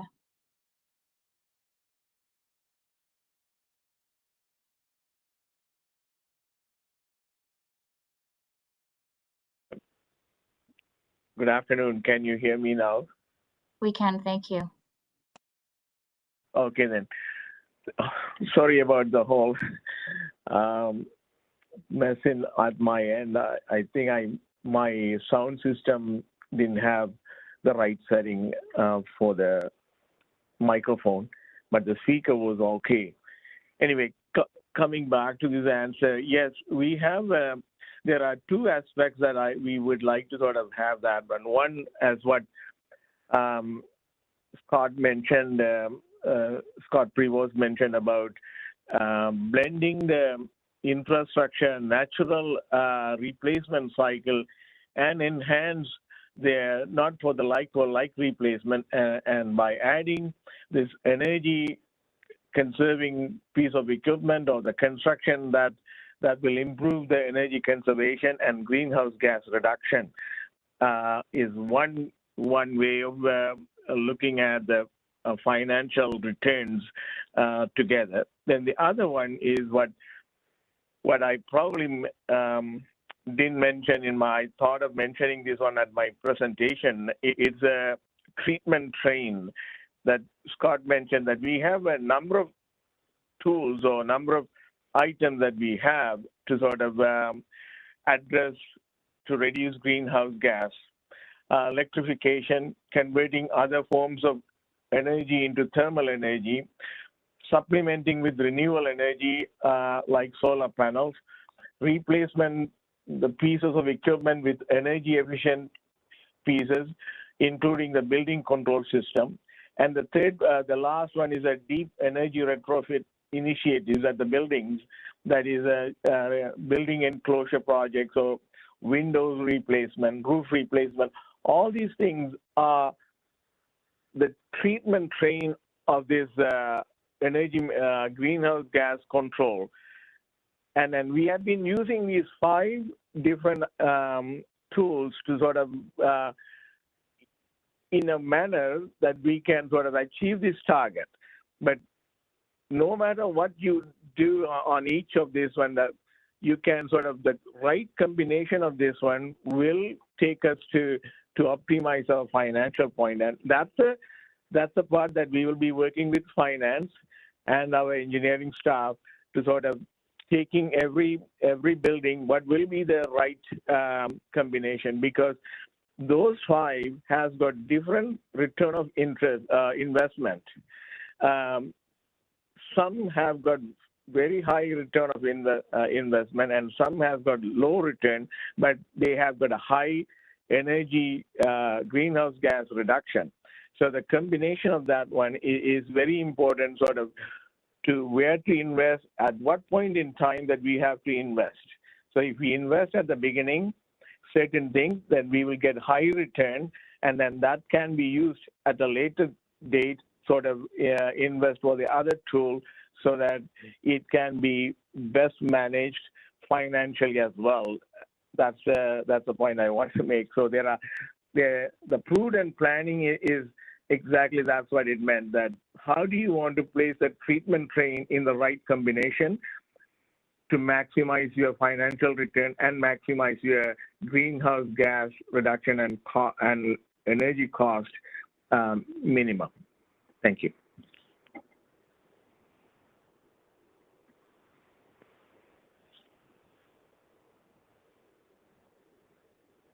Sorry, that was it Any for me, further Mayor questions? Jaworski. Nope. Yeah, thank you, Sunda, for that, and Scott. Appreciate it. Thank you. And next and maybe last up is Councillor Henry. Thank you, Mayor, and thank you, Sunda and Scott, for this work. I'll echo Councillor Bonagor's comments that this is a very helpful way to present the information in multiple different cuts, but in particular showing what the path to zero is. And I think I want to make sure that we don't undersell that part of your presentation, Scott, where you highlighted that at the end of this treatment train, at the end of this pathway, while our numbers don't get to zero, it's entirely because at that point of the Ontario electricity grid. And if the Ontario government moved the electricity grid to zero, to net zero emissions, as we've called on them to do so, and as many municipalities across the province have done so, the pathway you're showing us today is a net zero pathway for our facilities. And I think that is important, and I don't want to lose sight of that. On the cost question, I did want to ask you just a little bit more on the ROI point, because I take Councillor Bonagor's point about potential sticker shock, or certainly Councillor Bodley's point about making sure we prudently plan how to accommodate those additional costs. But what I think it's missing is the savings and the return. So I was wondering if you could spend a moment talking about, at least in our recreation facilities, which are about half of the premium cost in total, what the sort of ROI path looks like, and that there is sort of a positive ROI to this investment. So there is something that comes back. Through you, Mayor Jaworski, to Councillor Henry. Yes, the recreation facilities, they're more of a process-based facility, or you may consider it that, because of these the refrigeration plants, the equipment that makes the ice. It's consuming a lot of energy. It's producing a lot of heat. We've got these refrigerated spaces from the ice resurfacers. We've got this need for hot water. We've got need for space heating. So we get these kind of synergies between the systems. So, and at those facilities, when we look at something like the building envelope, it may make more sense. There may be higher returns at those arenas and recreation facilities with ice pads, because now you're not letting that warm, humid air, you're not letting that cool, humid air. And as climate change, it takes us to warmer temperatures. Later in the season, it's going to be warmer. So by improving the building envelope there, we will reduce the amount of energy required by the refrigeration plant. But there's synergies all over for the recreation facility. Same at the rec complex that has the pool and the ice plant, so we can use the heat that's generated from all that energy input making the ice, and we can use it to heat the pool. So all of these, there is a cost savings, a utility cost savings when they're combined. Isolated, the building envelope, you may not see those cost savings, but that's, as Sunda had alluded to, when we look at these, there's a strategic aspect of that to start getting these utility cost savings projects going, so that we can start to realize these costs and lower our utility costs that are seen across the city. And those might be things, controls upgrades, the rest of the LED lighting, energy recovery at the refrigeration plants, certain window replacement controls, etc. So there's definitely that component to it. Yeah, I think that's sort of helpful, that the what you've shown us and the bulk of the charts is highlighting, what you've termed sort of the capital cost premium of doing not just the right thing, but the necessary thing on GHG emissions, but there's an operating cost, savings that on those recreation facilities where we're heating and cooling things all the time, and there are synergies that there is actually a return. So that I think for me, in looking at the premium, we can look at almost half of it as something that does generate a net return, a potential net positive return that is a financing mechanism that we should think hard about. So I don't have as much sticker shock because there is operating return to looking at that, and even with it, we have to plan and make those changes. So I think that's really helpful. And I did also want to just highlight, while I have the floor, to Councillor Bodley's point and your comments around asset management and our asset management leadership here, that the treatment train is a really helpful frame to this, and that's actually core to our asset management leadership here at the city. It's not just looking at what does it cost to replace this asset in 25 years if we do it, but it's looking at, when do we have to do stuff to all of our assets, and how do we optimize that, and how do we understand that and budget it and plan for it, and optimize our investment flow. And that's exactly what we're seeing here in this projection as well. So what we've sort of seen on screen is exactly aligned with how we've structured our award-winning asset management systems to look at replacement and financing and timing. So the teams have clearly worked very well together on that existing scaffolding and framework to deliver us a net zero, climate action plan for our facilities that take us exactly where we need to go and are aligned and connected in with our capital planning and programs under that award-winning asset management framework. So I say that only to say, and say kudos to the team for working so well together on doing really hard things really effectively and well.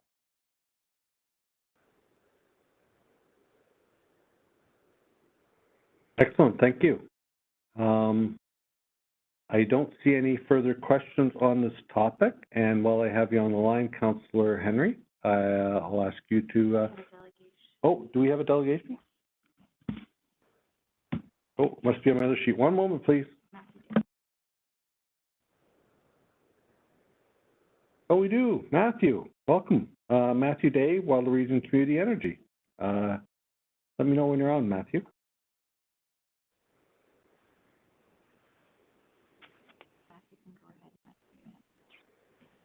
I think you need to unmute. All right. How about now? Can you hear me all right? There we go. That sounds a lot better. Thank you, Matthew. Perfect. Good afternoon, Mayor Jaworski and members of council. Thank you very much for the opportunity to provide a few words in support of this report, and in particular, the green corporate building policies and their impact on the community. My name is Matthew Day, and I am the Community Energy Program Manager for WR Community Energy. We are a partnership between the cities of Waterloo, Kitchener, and Cambridge, the region of Waterloo, plus our 4 local gas and electric utilities, including Waterloo North Hydro. And as I mentioned, I'm here to show my support. In 2018, this council endorsed the Community Energy Investment Strategy, and by doing so, acknowledged the financial and community benefits of building net zero carbon buildings. And it also reiterated the importance of municipal leadership in our clean energy transition and climate action plans.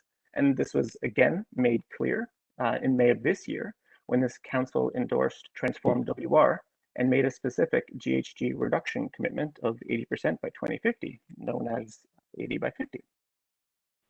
We know that addressing greenhouse gas emissions from buildings, and this includes the construction of new buildings and retrofitting existing buildings, is a prudent and critical component for meeting our greenhouse gas target.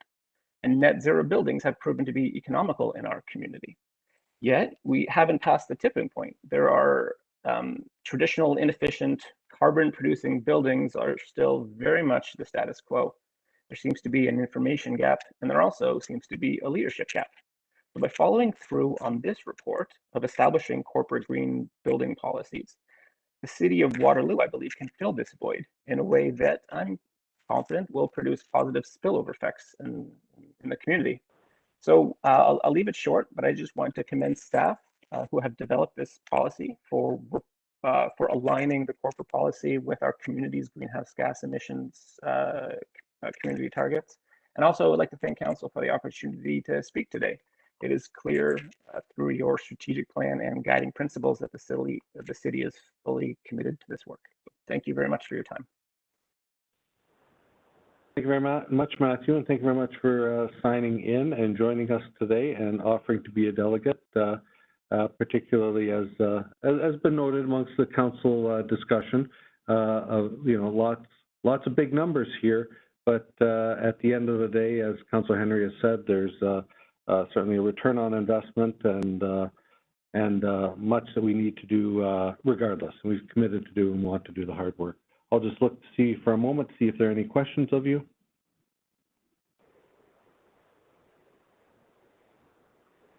With that, thank you very much, Matthew, and thank you for your patience today as we move through this.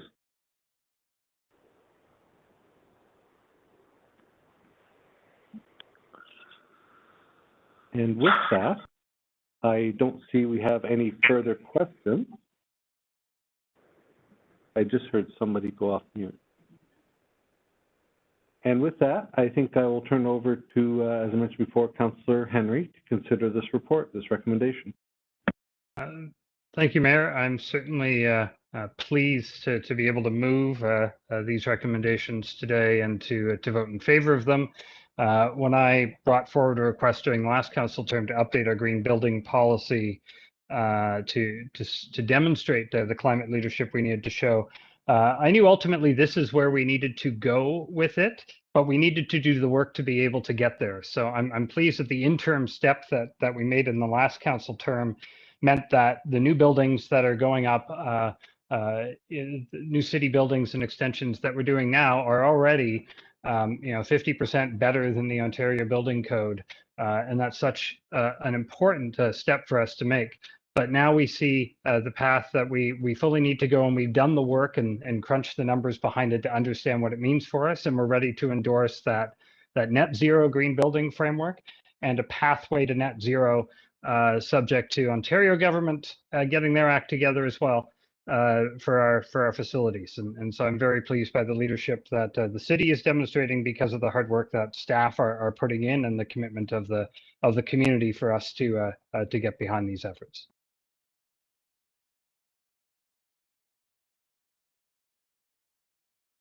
And this is Councillor Bonagor. I am happy to second this, and I'll vote in favour.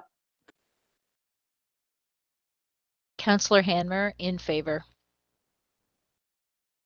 Councillor Bodley, in favor. Councillor Veith, in favor. Councillor Freeman, in favor. And the mayor's in favor too. That carries unanimously. And again, thank you very much, Scott, Anson, and Kevin, whoever else was involved in this, on such a great informative report on the full path forward for us. So thank you very much, Scott. Thank you. And with that, we move on to item D, which is the outdoor rink program policy, prepared for us by Julie and Hallie, and we have a presentation by both of them on this topic, outdoor rinks. And there we go. Welcome both. Thank you. So we'll give you a quick presentation on the outdoor rink program policy. I know much of council and the community is familiar with this program, as it is well loved in the community. So you can see an example here before COVID-19, of course, of the four-wheel park rink supplied to us by the convener of residents enjoying the outdoor rink at that location. Next slide, please. So the outdoor rink program has been a long operating program. So it's made possible through city staff support, as well as community volunteers, including conveners that operate the outdoor rink. We typically have around 25 to 30 rinks per season. These are located in city parks, and we do actually have one location that is at a school location. And last year in 2022-2021 season, we had over 250 volunteers participating in the program. Next slide, please.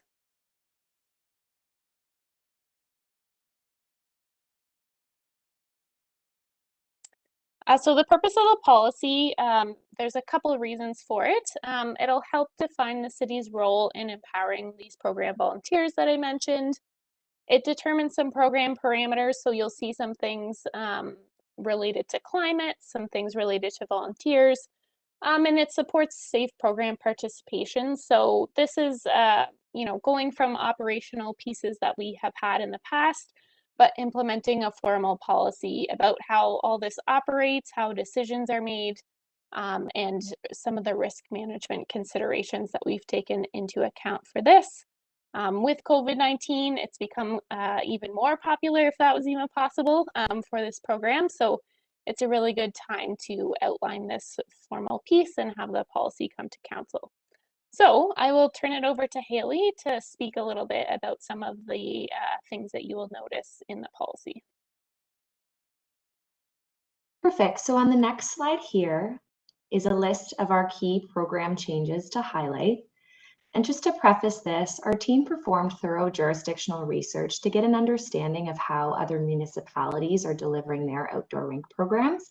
And some of this best practice research was used to help us inform some of these program changes and throughout the policy development stage. So the first item on the screen that you'll see is the use of tarps. So in the policy, it's permitted the use of tarps to create new outdoor rinks. The policy outlines some other responsibilities relating to purchasing and storing the tarps, some key use guidelines, and also some details to help promote safe implementation. The rationale for the use of tarps is it's really in line with approaches from other jurisdictions that we saw. This will also help volunteers build ice and cope with the impacts of climate change, and it's going to help support volunteer engagement and satisfaction with the program. The second item on the list is rink eligibility. So the policy outlines flexible requirements for new rink sites. And some of these requirements are things like access to a program-approved water source, a flat surface to build the rink, and safe access for emergency vehicles. The rationale for creating this kind of list of eligibility requirements is that it provides clarity for city staff and helps them evaluate new rink sites.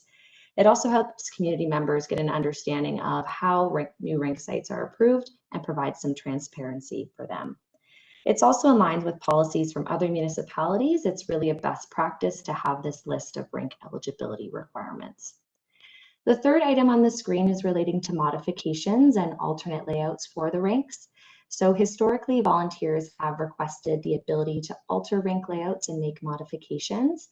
And so the policy formalizes a process for volunteers to request these layout changes and make modifications. And the aim and the goal of this kind of process is to enhance volunteer satisfaction and support community safety and well-being. The fourth item on the list here is the use of snow blowers and tools. So the policy permits the use of select tools and snow blowers for volunteers over 18 with requisite skills. This will help promote safety and well-being and risk management. We've also outlined the use guidelines for volunteers to review and agree to prior to using these tools. So the hope is by creating use guidelines, we will be supporting volunteer safety and well-being.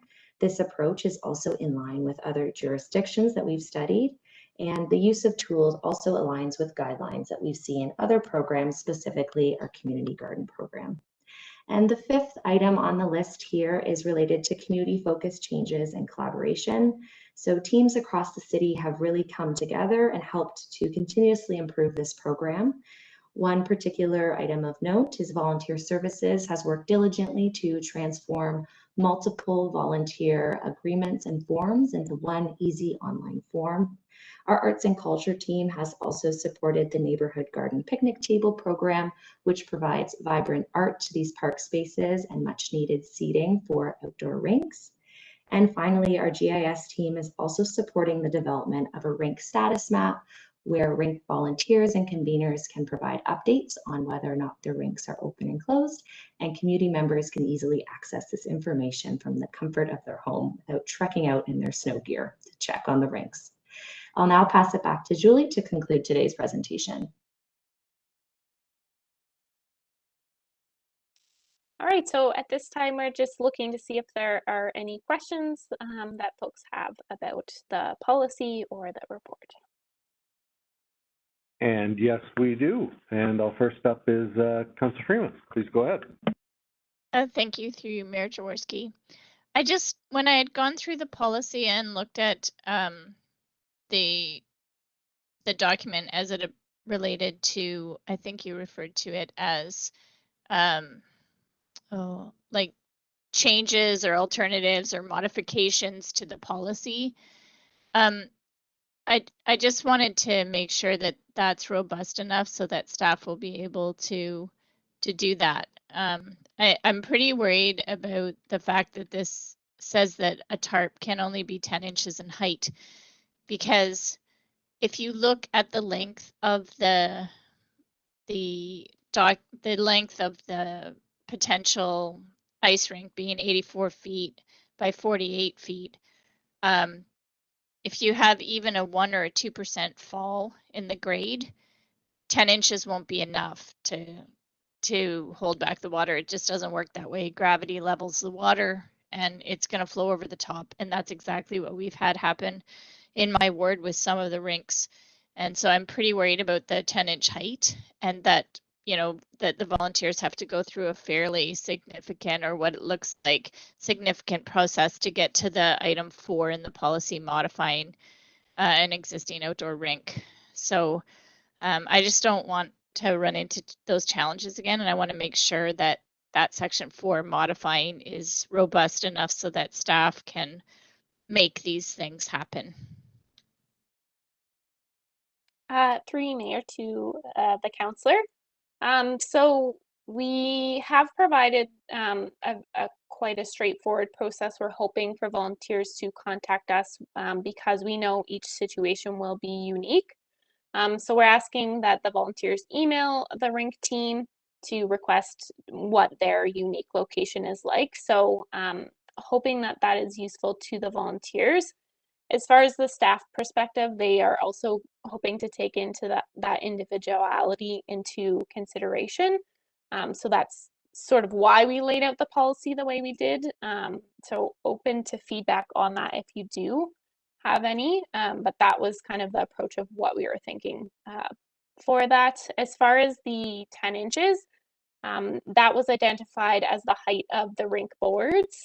So that was one reason. So even if a rink, let's say, for example, requested to have a second board on one end that's lower, what they could do is have the tarp come up to that one board height, and then any water over that would not be standing water. So that was the rationale behind that piece. Okay. Through you, Mayor Jaworski, I just want to make sure that there's lots of flexibility, and that staff don't feel as though they have to instruct people that the boards can only be 10 inches high when we know that the water's just going to flow up over the top of that 10-inch board because of gravity and leveling effects of gravity. Through you, Mayor Jaworski. So that is the intention of the policy, is to be flexible to accommodate those different needs and approaches.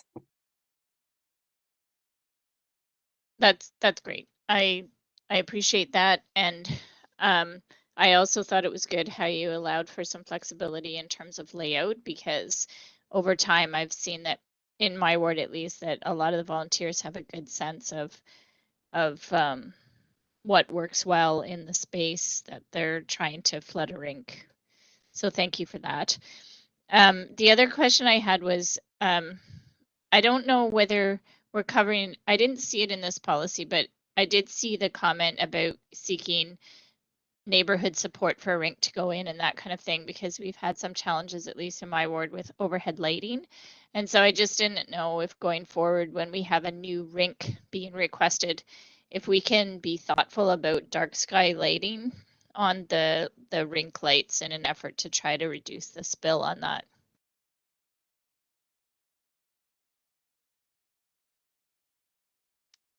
So I would have to turn it over to the parks team. So Jeff is here to represent for specifics on the type of lighting. But that is definitely a consideration that we're hoping to do. And you'll notice some of the communication pieces we've included in the policy as well for neighbors in the neighborhood to try and assist with that information sharing at that point as well. So Jeff, I'm not sure if you have anything else to add about the lighting piece. And I'll just double check. He was having troubles getting in, so he may not be able to join us. We may have to take that question offline. I'll just hold for one moment, please.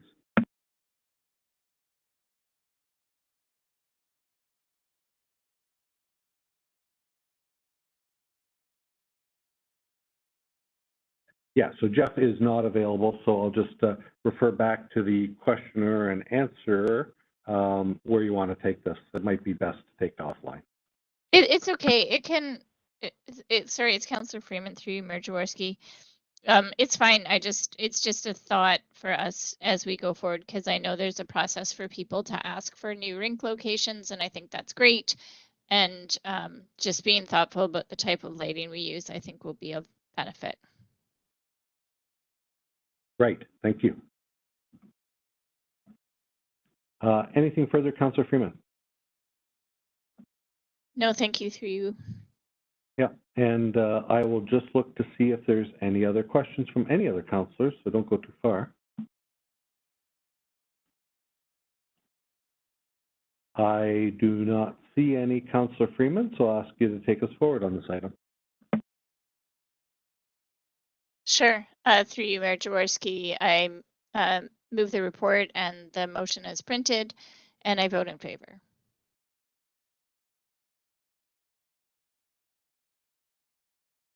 Councillor Henry, happy to second the motion and vote in favor.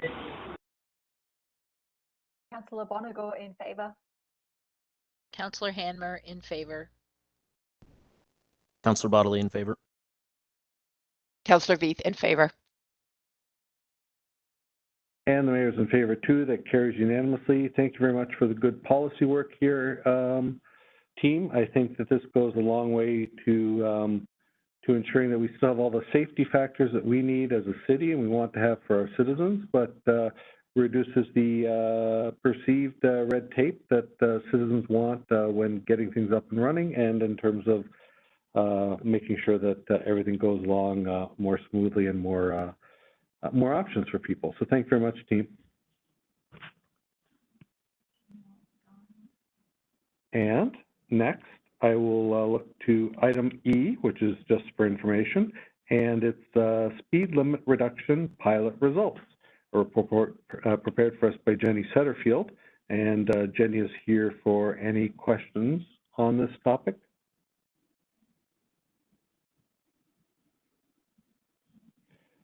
Please go ahead, Councillor Freeman, then Councillor Bodley. Through you, Mayor Jaworski, to staff, thank you very much for this report.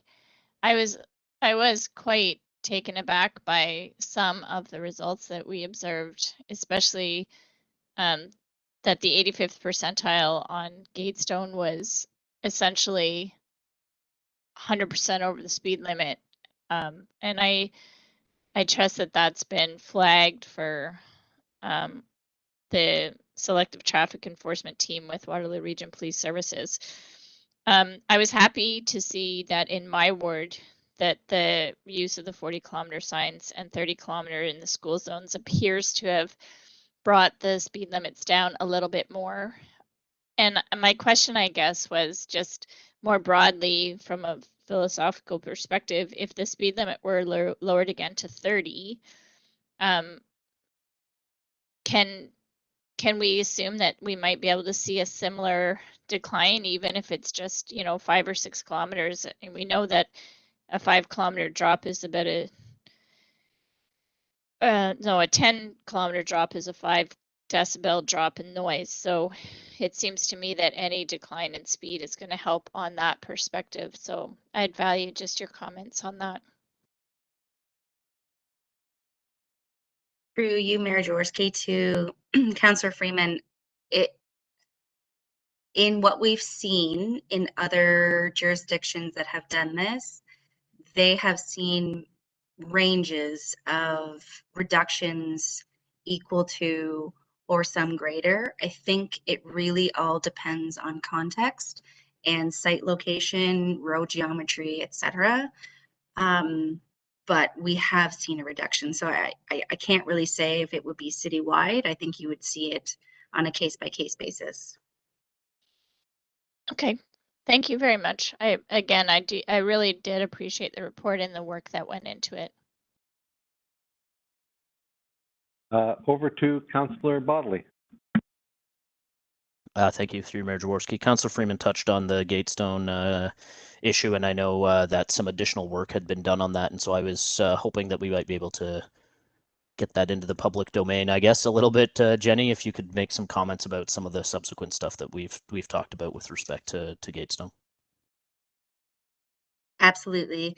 Through you, Mayor Jaworski, to Councillor Bodley, we did go back out and have a look at it. So when we did see that large discrepancy between before and after, we looked back and we thought, well, you know, we're not sure whether there could be interference from the electrical box that is close by.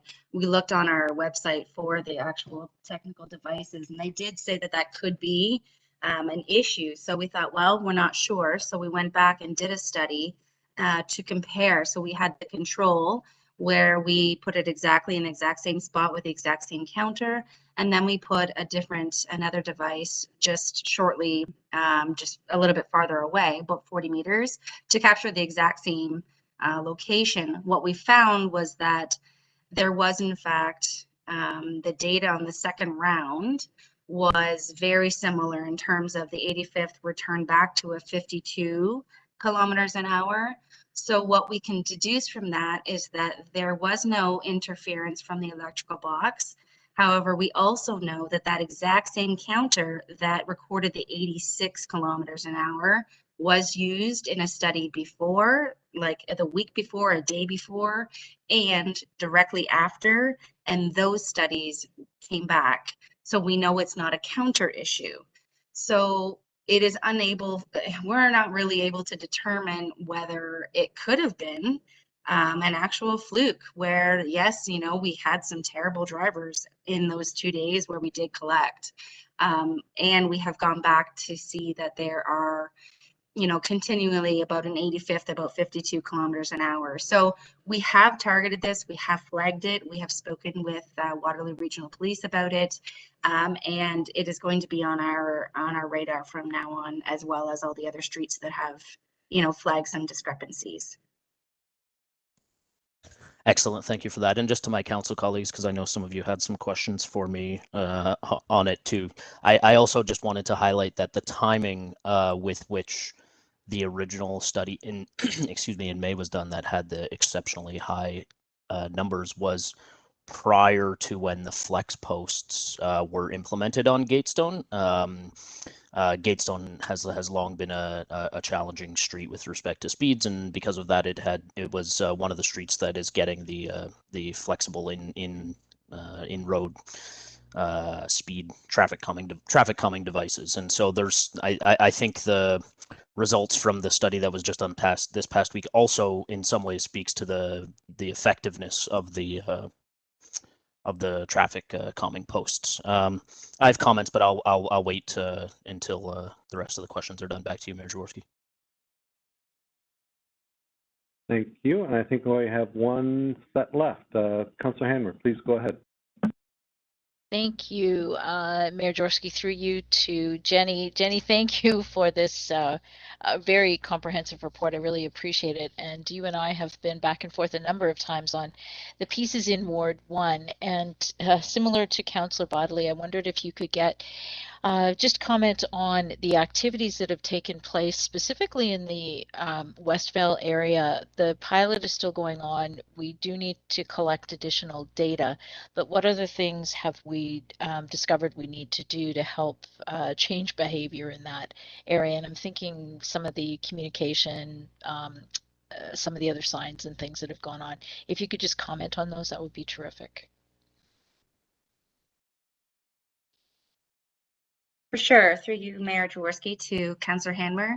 We have been looking into different types of communication where we can share with not only neighborhood associations, because they have been requesting some, But we're working with our schools in the area as well, working with our school transportation services, trying to get into the schools to help educate students and parents on how to behave within the neighborhood. We're also looking at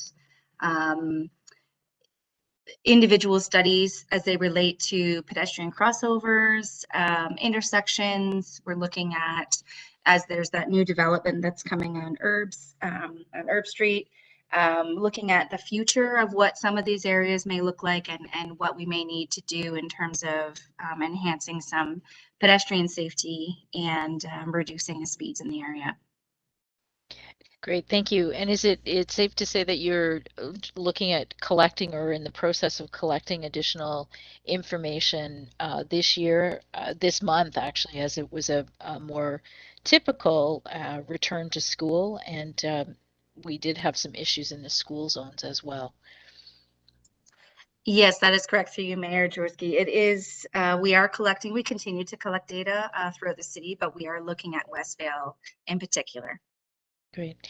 And Mayor, just a final comment, a real thank you to the transportation team for always being willing to listen to suggestions and ideas, not just from the councillors, but I know they've received some from Ward 1 councillors, and it's not an easy nut to crack, but I think being receptive and open to new ideas, we will continue to make it safer for everyone in our neighborhoods, and especially for students around our school areas. So I appreciate getting this report today. Thank you. Thank you very much, Councillor Hanmer. I don't see any further questions. I will echo what councillors have said, that this was an extensive study, so thank you very much for that, Jenny. I will turn it back over to Ward 2 Councillor for any final comments and take us forward.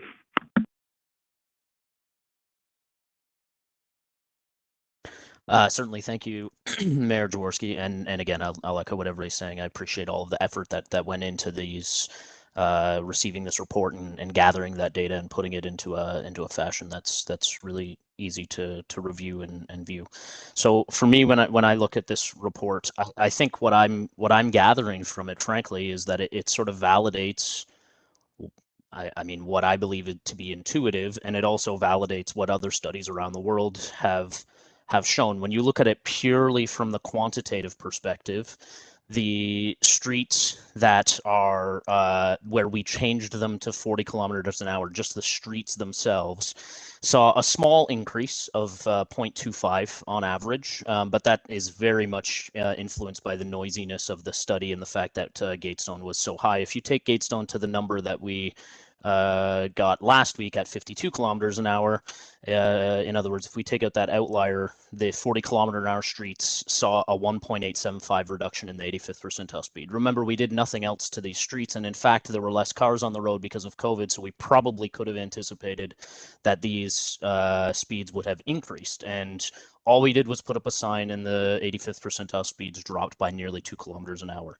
In the 40 kilometer an hour zones, where we were just having a sign on the entry to the area, the 85th percentile speed dropped by more than almost 3.5 kilometers per hour. And more interestingly for me personally, is in the areas where we dropped the speed limit to 30 kilometers an hour. If you just look at those, we saw an average drop of 5.6 kilometers per hour. So, I mean, in other words, it works, and it shouldn't be surprising to people because, again, this is what all of the data around the world suggests. In some cases, our study's shown a drop of nearly 10 kilometers an hour, which is vital, huge improvement in the likelihood of survival in the instance of a tragic scenario with one of our more vulnerable road users, a pedestrian or a cyclist. Now, that said, I think it also exposes some of the limitations. We know that speed limits alone, or reduction, is not going to solve all of our problems. But I will point out that, like I said, it works. And I'll also point out that these streets that we selected were frankly heavily driven by staff and councillors who hear complaints on these streets. In other words, these streets are our worst offending streets. And all we did was put up a sign, and we did see some reductions. That doesn't mean there's not more work to do, but I think that it works. When we look at the qualitative stuff, if you look at some of the feedback that we received from residents and constituents, I think there was general support to lower speed limits. But what we saw were a lot of comments. We saw some comments that would suggest that is useless if we didn't have enforcement. So here's something that I would like to point out. If on that day those Gatestone numbers at 80 some odd kilometers an hour were real, that 15% of the cars were going 86 kilometers an hour or higher, if we happened to have enforcement on that street at the 50 kilometer an hour limit, there would have been a fine and you would have got 4 demerit points.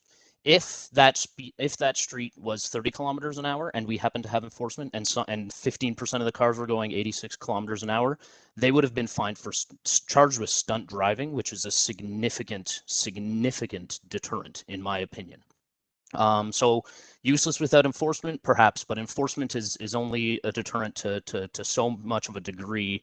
And I think we really need, if we really are serious about shutting down those people who are going 80 some odd kilometers an hour in front of a friggin' park, we need that deterrent to be stronger than what it is, clearly.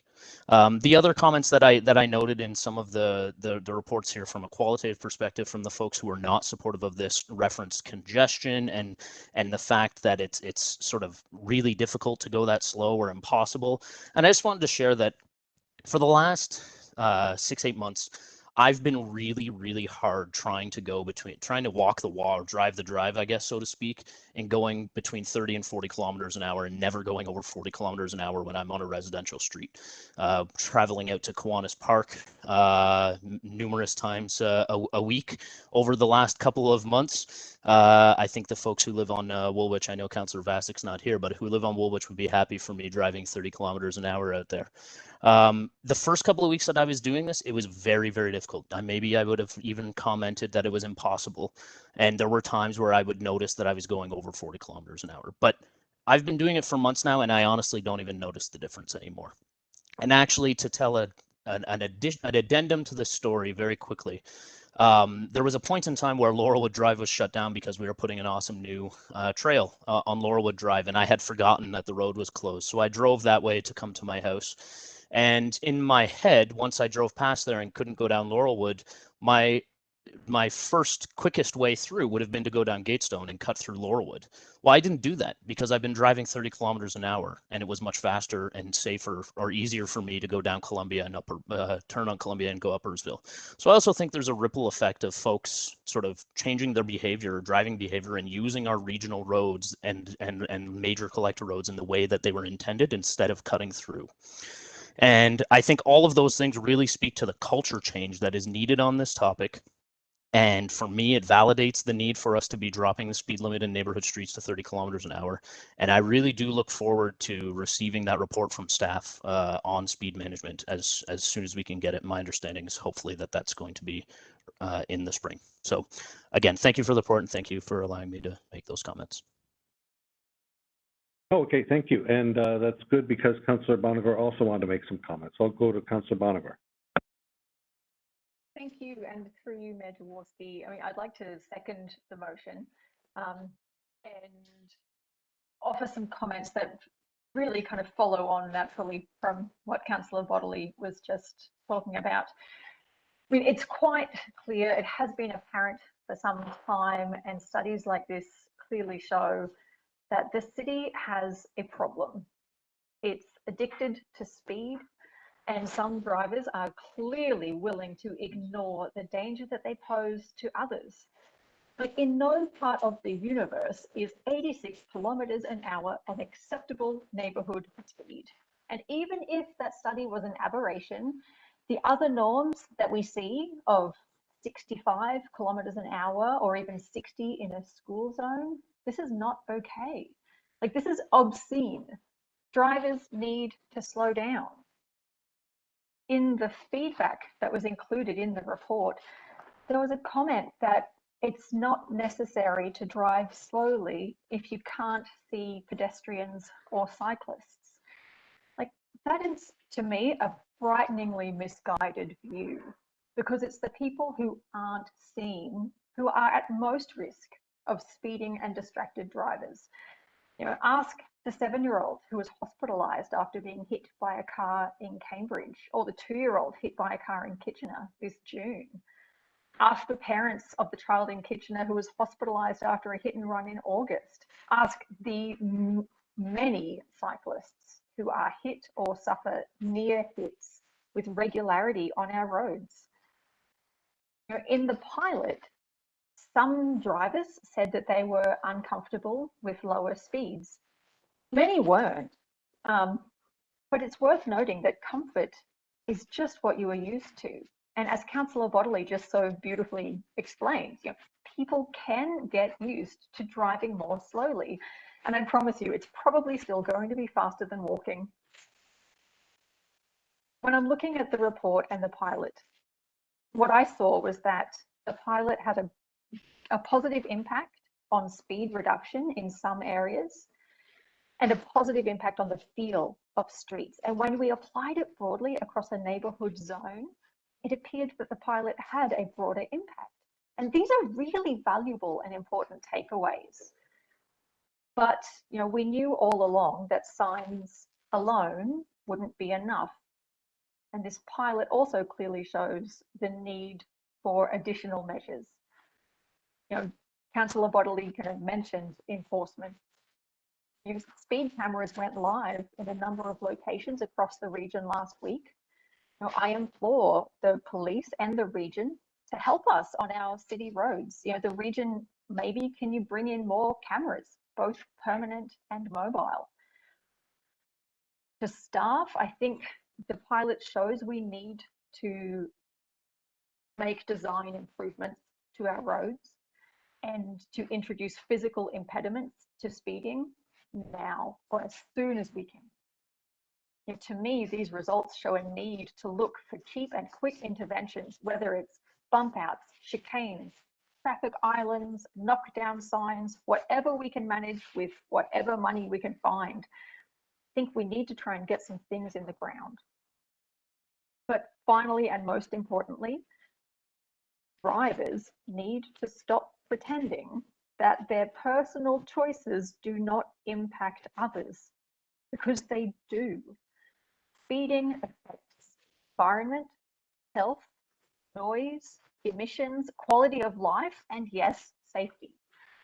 And it's quite clear something has to change. But if I can say one thing to people who drive in this city, including, I'm a driver as well, but something has to change, and it starts with you.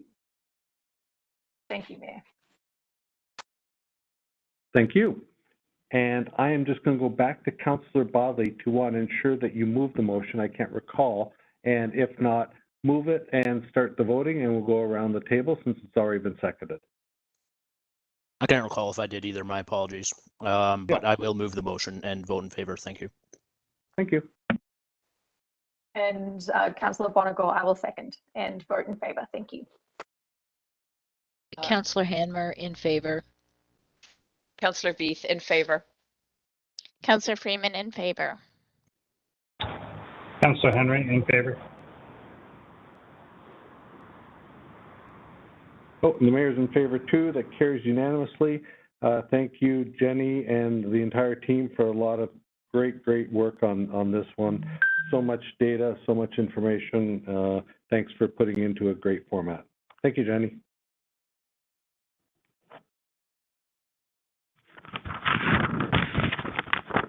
And we move on to item 16, questions. Does anybody have any questions of does any council have any questions of staff? Just pause a moment. And if not, I do have one. And I do have one for Mr. Anderson, if he is listening in, and that is, are you aware of any impending commissioner retirements? Well, Mayor Jaworski, it's funny you raised that. Yes, I am. I think he's listening. Mr. Cameron Rapp is on the call here, and this is his last council meeting with us. After 34 years of service with the City of Waterloo, Cam's going to officially retire from his role later this week. Cam is the Commissioner of Integrated Planning and Public Works, and he's moving forward into a well-deserved retirement. Cam started with the city, as I say, 34 years ago, and has had a number of jobs across the organization. He started out as a junior planning technician. He explored the headwaters of Laurel Creek back in the day. He even drank from the creek, but that's another story. He was a staff association member. He became the staff association president, became a director, general manager, and then ultimately to a commissioner, and is also serving as the deputy CAO for the organization. Cam, as I've said before, has been instrumental in so many of the projects, so much of the city landscape, the streetscape that we all appreciate and have come to love. If you look from where we are at City Hall here, if you look east and west and north, Cam has touched so much of the community from his planning role in his profession. But as I've noted, one of his biggest contributions to the organization has been about the people development. He's really built a tremendous team in integrated planning and public works, and he's leaving it in a great spot. So many thanks, Cam, and all the best in your retirement. Back to you, Mayor. Thank you. And I remember one of my fondest times is going out with Cam when received a letter to my office about, I think it was a 5-year-old or 6-year-old girl who wanted to have a pony, and she'd done all the work of a layout for a fencing in her backyard for her pony. And I said to Cam, I go, "You want to come out with me?" And to go visit this little girl. She made an arrangement to go visit her, and she showed us her backyard to show us where she had mapped it out for her pony. And you know, and as you would all know on the call today, that we do not allow farm animals in residential areas. And so we talked to her about her pony and how much space they need and how happy they are when they have lots of space. And she came to her own conclusion, thanks to some work from Cam, on the fact that, no, this would be an inappropriate space for a pony to be. And we had such a good time explaining the planning matters and getting a 5 or 6-year-old to understand the planning matters that go on with wanting a pony. And I hope, Cam, I'll turn it over to you for some comments, but I hope that's one of the cherished memory for you as well. Thank you, Mayor Jaworski. Can you hear me? Yes, we can. Okay, thank you. And thanks, Tim. No, that was a fun little event that was different for a change, which was nice. There's been a host of things over the years for sure. It has been quite a while. I wasn't really counting on this.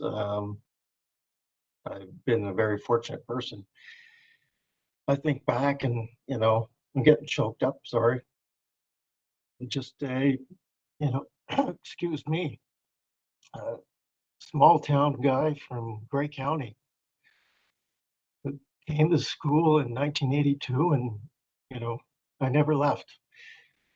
And I was given a chance to be a junior planning technician, as Tim noted. Roles changed and I find myself finishing, you know, 34 years. I've never wanted to work anywhere else. I've been involved in things that I could never have dreamed of, honestly. It's been amazing. For everyone listening, I mean, the city of Waterloo is the crown jewel of a vibrant region. It always has been, and it always will be, despite things you might hear from other places. I've worked with the most amazing people. My job, particularly as a department head, whether that was with development services or integrated planning and public works, has been easy, honestly. Everybody has always supported me, and that's always meant a lot to me. It's made Waterloo a very special place. I'm the luckiest guy in the world. So thanks, everyone. Sorry about being choked up. No worries. It's great. You know, I also wanted to take a moment to congratulate Mr. Ormson on his new role as the Commissioner of IPPW and Mr. Dykstra in his new role as Deputy CAO. I wish them both success going forward, and I know they'll be very successful. And I wish them both well. And the corporation's very lucky to have those two individuals as well. Thank you, Cam. And the only way we could get you to speak is to put you on the spot. So sorry about that, but everybody loves you and wanted to hear from you. And you know, I think you said it best at the very end there. You leave things in very good hands with the entire team at IPPW, and all you've done in terms of marshaling us along in our council meetings. For that, will forever be appreciated. And I wish we were in person. I don't know if I can. What would happen if everybody went off mute to clap? Yeah. Okay, I'm going to invite everybody to go off mute for 10 seconds. We'll see what happens, but we're going to clap for Cam. 3, 2, 1, go. Hey, Cam.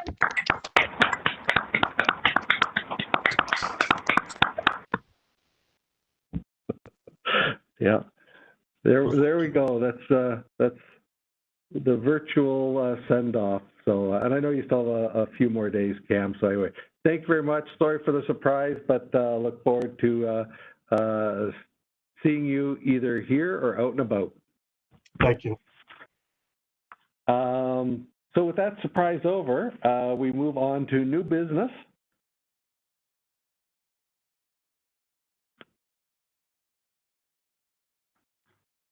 And we don't see any. I will look to, please go ahead, Councillor Bonagor. And I'm hoping, I was going to ask you to say something, so please go ahead and I'll jump in if I don't hear what I wanted to hear. Go ahead. Well, thank you, through you, Mayor Jaworski. I just wanted to say a massive congratulations and thank you to our arts and culture team and to all of the volunteers who made Lumen on the weekend. It is a fantastic event. It is definitely a high point on the arts and culture calendar for the whole city. And to see so many people out on Saturday night, exploring the city, taking in new art, interacting and speaking with the artists, and doing it in really respectful, safe ways with masks and distancing. It was easy, it was fun, it was beautiful, it was inspiring, and I just, if I could, I would give everyone a high five. But I just want to say thank you. Ward 7 and the City Heart rarely looks better than on the night of Lumen. So thank you, everyone. Well said, Councillor Bonagor. That was the item I was thinking of. It was just beyond my wildest dreams in terms of the number of people out there, and it was so amazing, reminding them that they need to wear their masks to get close together at some of the art things, and people just wore their masks all the time, and it was just wonderful. And the drone show, the silent fireworks, was a hit with everyone. So that finally we're able to pull that one off. Any other new business? Seeing none. We have some bylaws here. Does anybody want to enact some bylaws? Go ahead. Unmute. Hi, it's Councillor Freeman. Happy to approve or move the bylaws and vote in favor. Thank you. Councillor Hanmer, I'll second the motion, and I too will vote in favor. Councillor Bodley in favor. Councillor Veith in favor. Councillor Henry in favor. Councillor Bonagor in favor.